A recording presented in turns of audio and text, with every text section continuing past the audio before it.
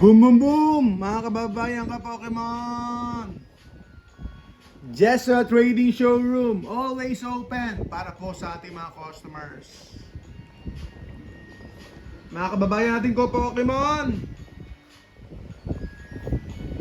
Mula po sa ibang mga bansa, OFW. Nasa ibang bansa, mga kaibigan, mga kababayan, mga ka-Pokemon, let's go! Let's go, let's go, let's go! Sabi po ni Sir JF. Salamat po sa patuloy na pagsubaybay, sir, sir, sir. Boom, boom, boom!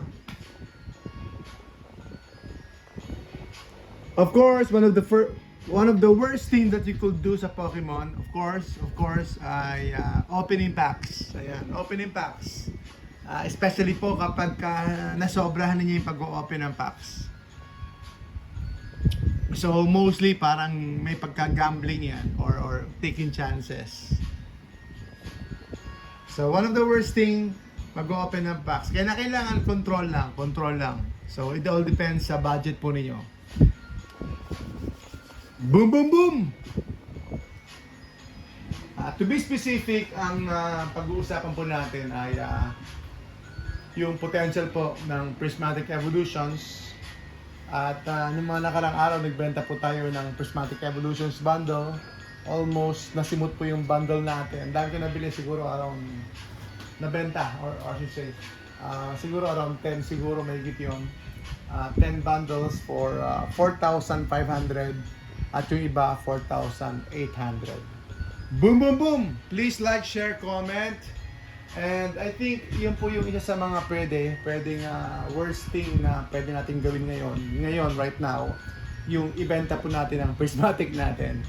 And ayun, kung minsan nagmamadali ako, so that happens to me. Binenta natin yung prismatic natin, kaya shout out sa mga nakabili. Shout out sa mga nakabili ng prismatic bundle. Boom boom boom! Sir Leroy, shout out sa inyo sa mga nakabili po.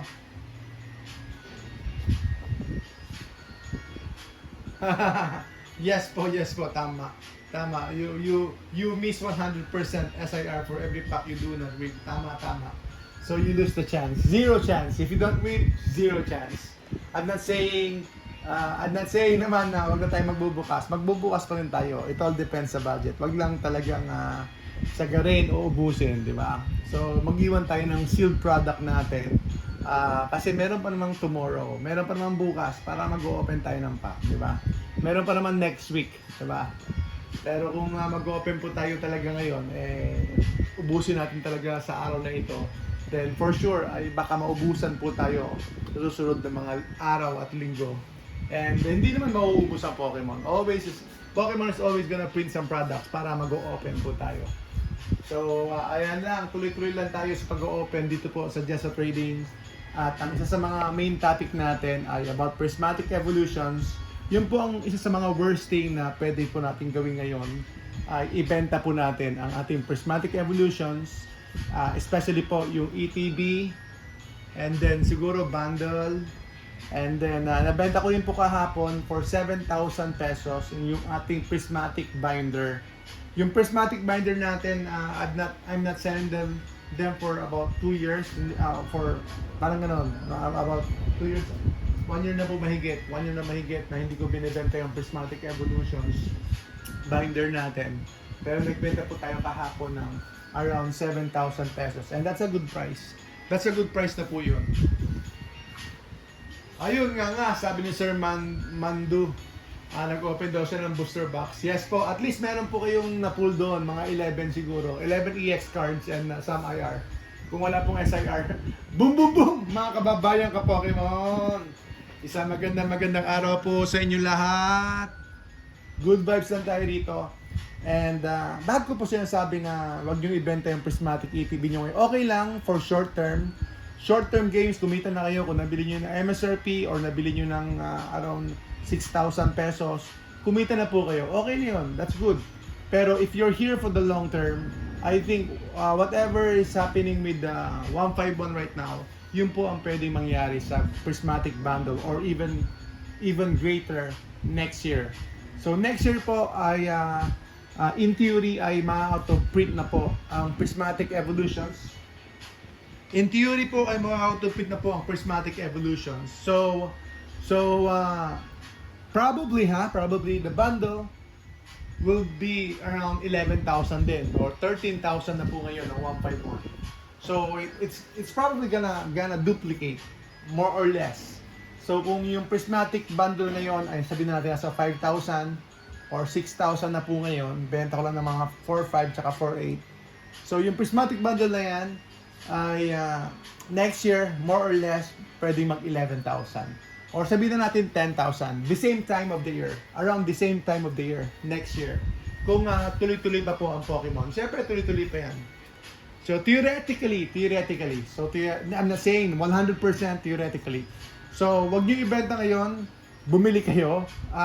Ako bumibili ako pero binenta ko SPC ko mga 4 SPC or 5. Okay lang. Ganun talaga as a seller. Seller naman po talaga muna tayo before investor and collector. So, yun po. Prismatic Evolutions probably next year it's gonna grow a lot. It's gonna increase in value a lot. Nag-increase na po siya ngayon. Okay nyo na ibenta kung masaya na po kayo doon sa ETB ninyo or sa inyong mga Prismatic holdings. Pwede nyo na ibenta kung gusto niyo. Bibili ako kung ibenta nyo sa akin ng okay na presyo. Okay lang, bibili ako.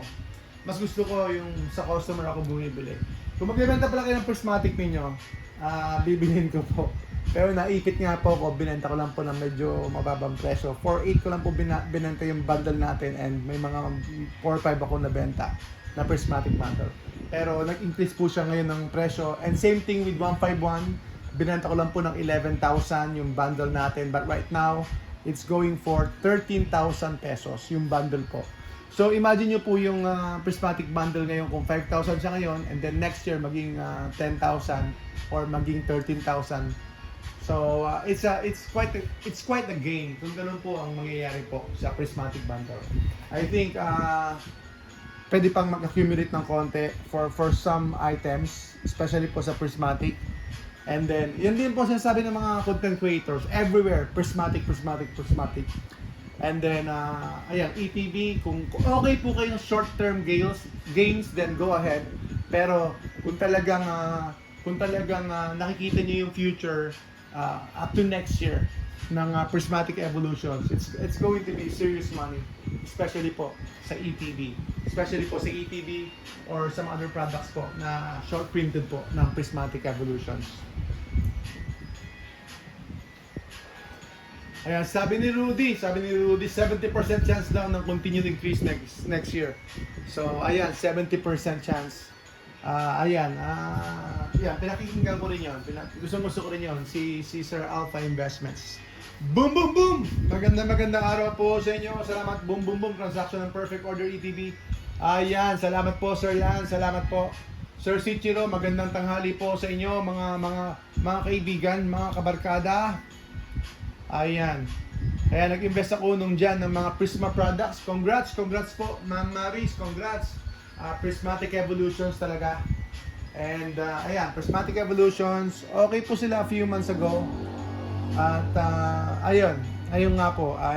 For sure, maraming magwawala mga tao. Kasi left and right, yung mga content creators walang tutok kundi Prismatic Evolutions. Yun po sinasabi ko sa inyo, we have to be advanced. Tulad po ng ETB na yan, di ba? Advanced tayo and I have some more at home. Pero more or less sa anak ko po lahat yan. And then, same thing with Ascended Heroes. Advanced tayo sa Ascended Heroes. Ayan.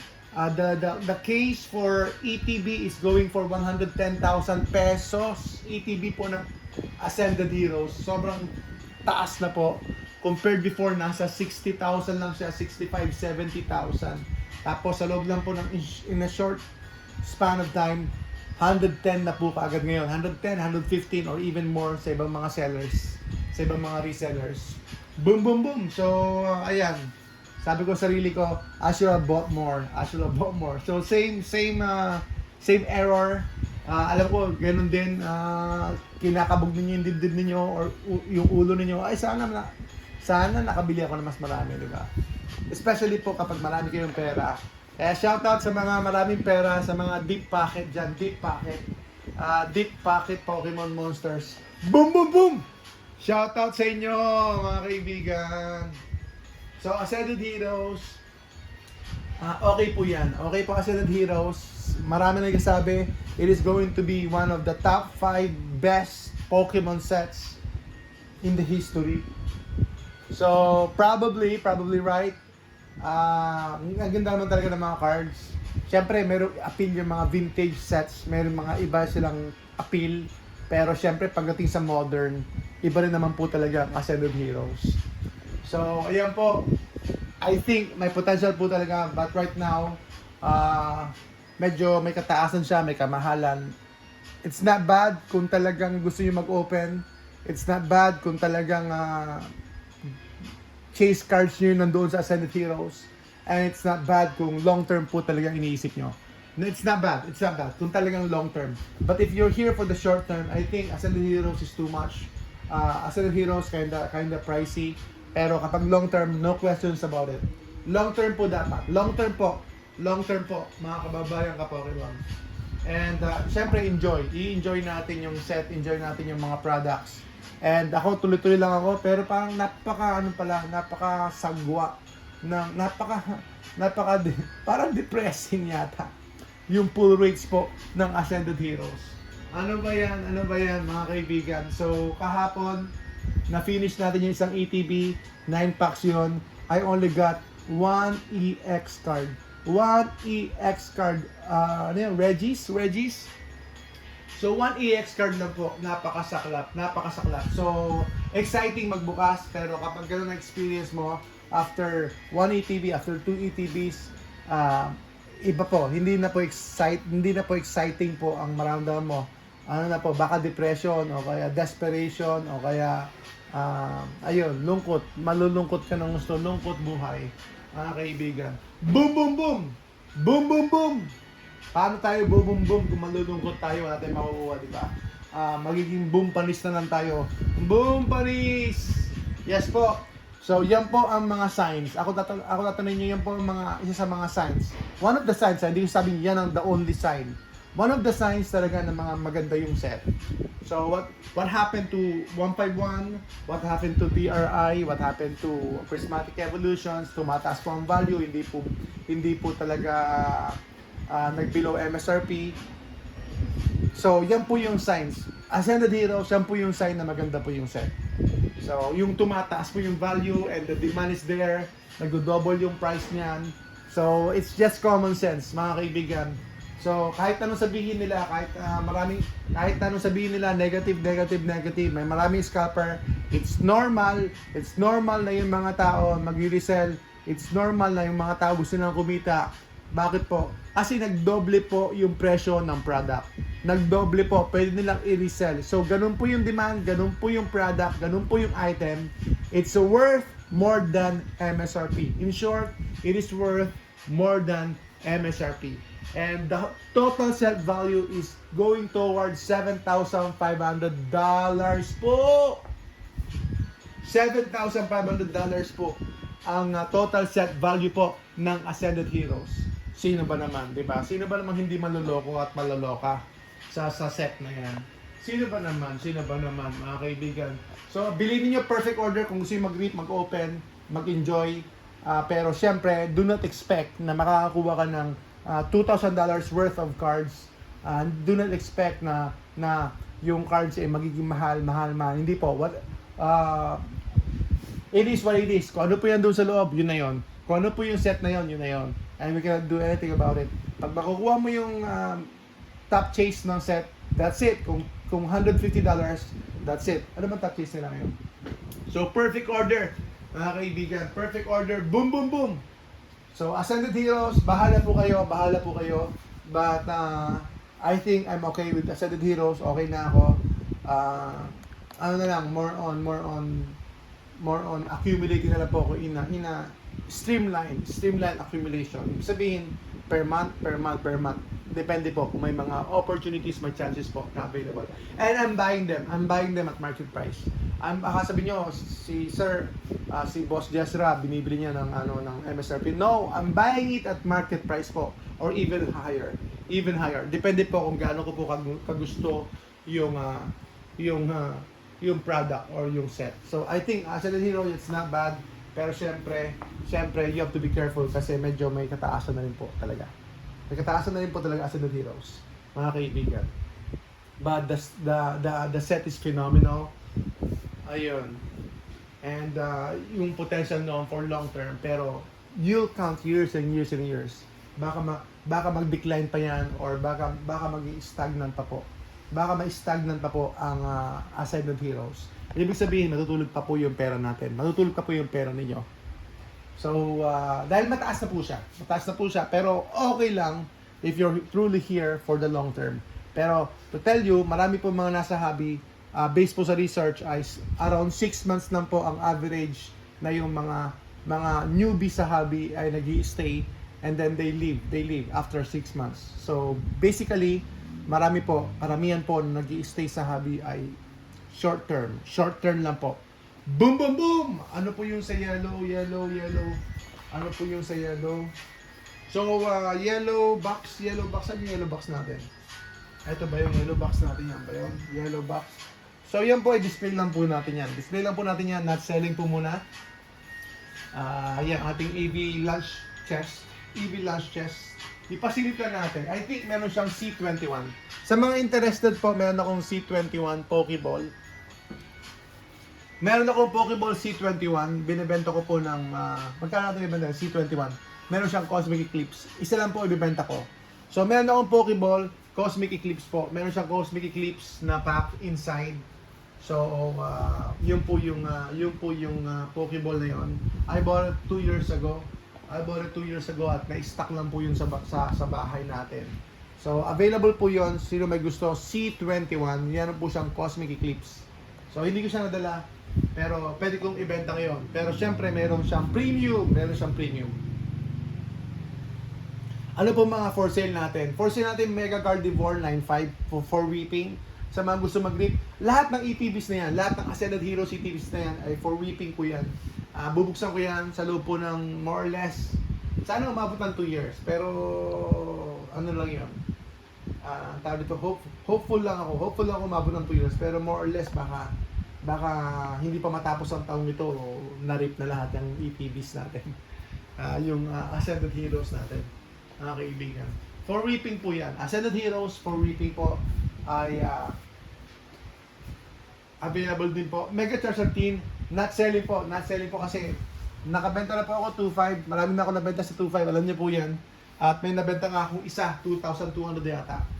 So, ayan, Charger 13, medyo madalang na po. Yan po ang tumataas. Yan po ang posibleng tumaas.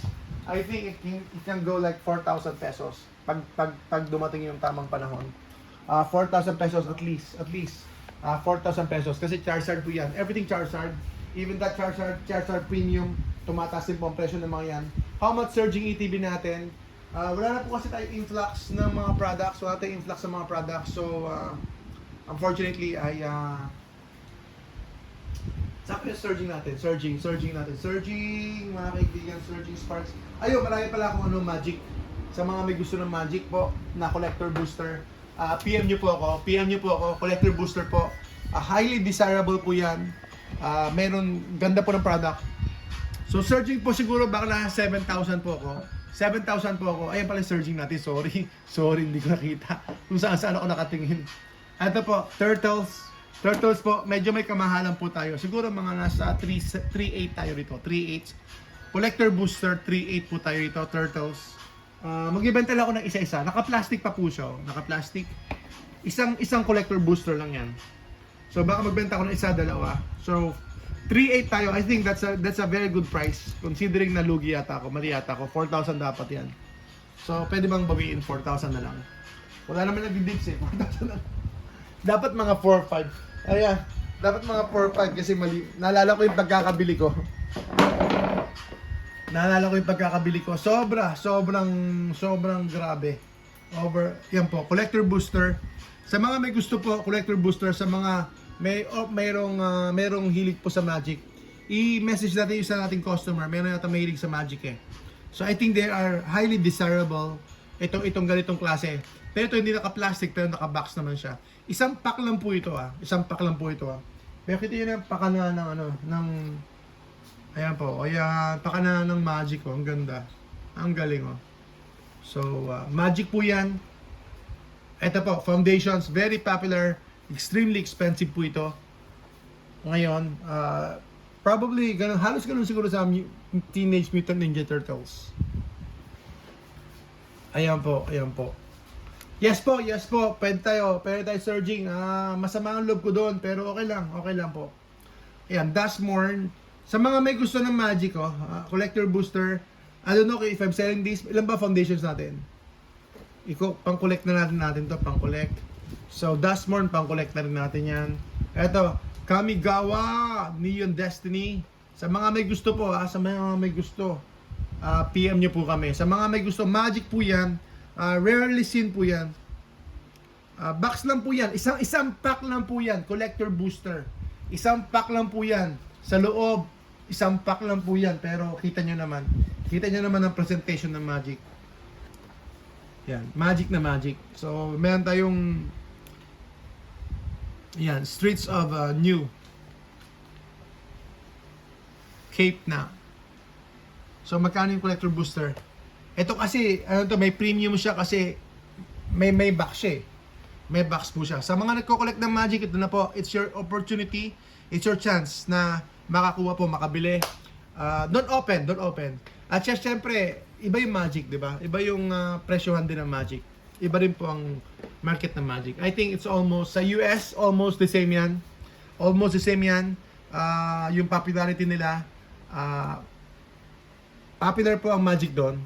Pero yung pagka-popular kasi ng Pokemon, it's more on hype and FOMO. It's more on parang ayan, maraming mga bata may gusto, pero sa Magic medyo yung talagang isip bata. Same thing siguro sa Pokemon, pero mas maglalaro nito may mga matanda. Ayan. Pero sa Pokemon may mga bata, and then siyempre mga hype, yung nakikiuso lang. Boom boom boom. Pero heavy ang US sa Magic. Ayan, heavy po yung kanilang mga ang tawag dito yung nila, yung mga game arenas nila. Mga kaibigan, mga kababayan ka Pokemon. Magkano to? Ano yan? Foundations po. Siguro foundations kung bibili niyo yan 5,000 tayo, foundations. Pero ito mas mura lang. Mas mura lang po yung iba. Mga nasa 2.8 lang tayo, 3,000 yung iba. So PM nyo lang po kami. Anong gaganda. Dustmorn, medyo may presyo rin to. So I'll keep this for myself. Isa lang po ito. Pero kung mayroon may gusto, okay lang. Ibibenta ko na rin.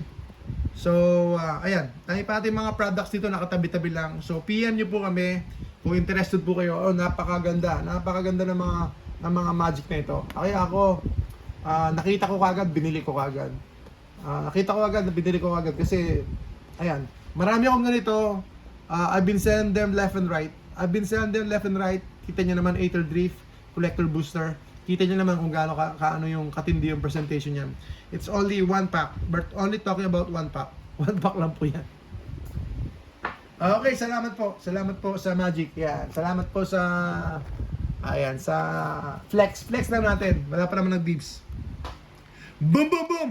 Yes po. Pwede natin benta kahit na hindi po yung surging na yan yung surging na ATB lang po This is going to be more, pero hindi ko po binibenta kasi more on collectible na po siya. Yung mga bundled na yan. Nagbenta ko na nakaraan. Benta ko lang ata ng mga 8,000 yata. Nakaraan. Ito. So, ayun. Boom boom boom. Mga kababayan ka Pokemon. Sa mga may gusto pala ng vintage. Magbebenta po ako ng vintage. PM niyo po ako. Siguro 150 isang card. So sa mga may gusto, 150 isang card kasi maganda po yung quality ng card. Siguro ipaggugrupo-grupo ko na po sila. Fossil, kukumpleto hindi naman kompleto pero lahat na po ng kopya bibigyan ko kayo. Ayan, 150 isang card. So charge nyo na po ito. I probably got two sets lang siguro. Kung ano yun lang yung magagawa ko kasi wala naman akong duplicates dito. Mga Ayan, baka one set nga lang po, one pair. Baka one pair to one set lang po ang pwede kong magawa. So sa mga may gusto ng vintage, then ito po yung mga vintage natin na pwede kong ihiwalay. Iba-iba po ito, may fossil, may jungle, at saka may rocket. Sa mga may gusto po, siguro nasa 150 per card tayo. Yan. Maramihan na yung kuhanan para maitabi ko na. Sa mga may gusto, PM nyo po. We're talking about the quality of the cards. Hindi na po ito yung heavily played. It's not heavily played. It's not moderately played. I think it's we're better off nasa LP tayo. Nasa LP tayo mga kaibigan. Or even better. Ayan po, kita nyo naman yung mga card natin. So ito po ay Rocket, Team Rocket. Sa mga gusto mag-collect, ito po, may mga Rocket ako dito. I-PM nyo po ako sa mga gusto mag-binder. Nagbabinder po ako ng vintage ngayon at saka nagbabinder po ako ng mga personal collection ko. So let's see. So kayo rin, baka gusto niyo mag-binder, i-PM nyo po ako. Hindi ko na namin may papakita isa-isa. Hindi na namin may papakita isa-isa. Mostly wala naman po tayong holo. Kasi syempre holo is at least 1,000 pesos yan. Holo ng vintage, at least 1,000 pesos each. So, medyo mapuhunan. At least yan, depende sa condition. Conditions gonna go up probably hanggang 2,000 yan. Depende sa condition po. So, I'm talking about worst condition na po yung 1,000. So, may vintage tayo dito. Yung vintage natin. Ayan, may sumamang hindi vintage. Ayan. Vintage cards, base set 2, base set 2. So, sa mga may gusto, i-PM nyo po kami. Ano to, Neo Destiny? Hindi ko alam anong sign to eh. So meron tayong jungle, meron tayong fossil, meron tayong base set 2, meron tayong base set. So yung mga older sets,